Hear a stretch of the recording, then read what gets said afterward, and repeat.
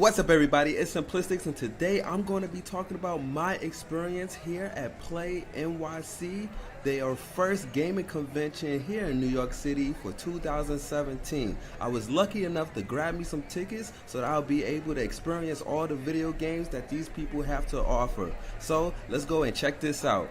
After hopping on some of the video games that they had to offer, I went up to the second floor, and as you can see, it's pretty huge. There was a lot of people there anticipating some very good games, and I was able to play two really good games that I am going to mention later on today in this video.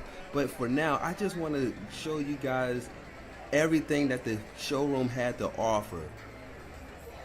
As soon as I got to the place, I made my way to the second floor, and I was able to get some good footage of the whole establishment and how many people were actually there. More people actually joined up later on, but right now let's get into the games. A lot of the games here were indie and very small. This game right here in particular was made by one gaming developer, which was actually there watching us play it. This game here, Modern Knights, wasn't my cup of tea actually, but as you can see, these guys are having a hard time trying to get to the main character.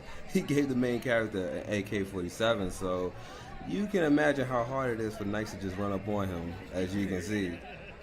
This game here, I like the artwork and the style of it, but it wasn't my cup of tea either. As you can see, this one is about some chick, and I guess he's trying to make this booty call happen, but you know, he playing games.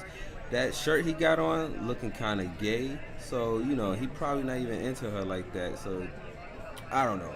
I wasn't really paying attention to the game, but the artwork of it did look great, and I was able to, you know, check out some of that. They had this one awesome game here, which is what you see right here with the DJ turntable.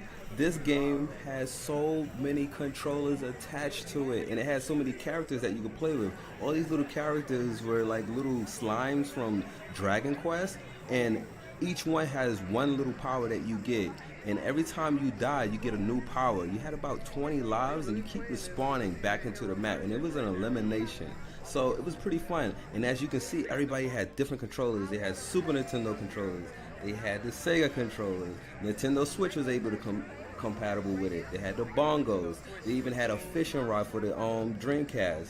Also, they had the DJ turntable that you saw up there that someone was using to jump and attack. So this game was pretty fun. I actually got to play a couple of rounds in this one. I forgot to get the name for this video game, but when it was my turn to play, I was able to actually get a laser power up that was able to allow me to stay in the corner and just rip up the whole competition pretty much. And everybody was wondering, like, who is this guy with the laser? And I was just basically killing everybody, and I won 2 matches, so I had fun with this one. And now I know you guys are wondering, right, when the next game for the Dreamcast is going to come out. Well, this one right here, Breakers, came out last month. Yes, they are still making video games for the Dreamcast. I didn't get to play much of this, but this is a fighter that was able to come out last month. I didn't even think that they were going to make more games for the Dreamcast, but you know, for it to be 2017, even though it's on Dreamcast, I did expect the graphics to be a little bit more better, but you know, that wasn't my cup of tea, but some people enjoyed it. I also got to hang out with some of the famous YouTubers like Etika here. He's over here doing his thing, and I was able to actually record him do his thing and interact with a lot of crazy characters that approached him, all his fans. So that was also another thing that was actually amazing about this day. I'll talk more on that in another video that I'm going to make, alright guys? Now earlier I did state that there were 2 video games inside of this whole gaming convention that I really like, and this one right here is one of them. With this game here, the whole premise of it is the fact that there are other people on the server that are playing as well, and when they die, as you can see right here, you pick up their soul and then you gain that person's abilities, and also you get their ghost to help you defeat some of these monsters. And trust me, you do need the help to defeat these monsters because they are all over the place and they are pretty much relentless. They just don't care. As you can see right here, they just throwing everything at you. No matter where you are, they will get you like that, pretty much. This game was one of the most challenging games that I got to play here at the gaming convention, because everything was all over the place, and trust me, you do need those ghost spirits to help you out, because if you don't, you can end up dead very quickly, as you can see. But even if you die, you get to come back again. You get to select another hero if that one didn't work out for you, and then you get to pick up more people to help you along your way. As you can see here, I got even more spirits that's with me, helping me out now. Now I'm able to get further into the game and make sure that I stay alive a little bit more longer than I did before they actually kill me again. Yep.